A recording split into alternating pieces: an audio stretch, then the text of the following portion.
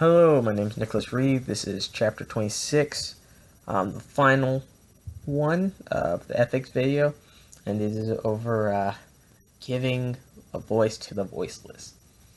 So this was a case about telling the story of others, and whether or not actually about who deserves to be able to tell the story. So it talked about Astoria. I can't really pronounce the name. I'm bad with names, but her name is somewhat irrelevant. She got into recording and interviewing and the political realm when she got into college, and she really enjoyed it. And she started working for the local paper, and with that paper, she started doing talks with local businessmen and local businesses. That was her job. And she did it she did it at a barbershop, and she talked to the barbershop owner and whatnot, and she came across something very interesting about who she felt very out of place with all the various white men that were there due to her being Latina. She was in a community that was like 70% white, and then 30% African American, and then the rest other. So she felt very at place, and she could pretty much feel them in their mind saying, like, who are you? Like, I said, why are you here? You don't belong here.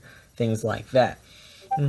And thus she came to the conclusion and the idea that who is she to be able to interview these people and actually come up with a reasonable conclusion about them and what they do.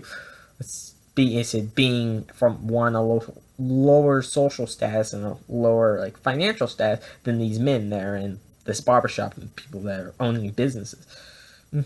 And it brings up the point of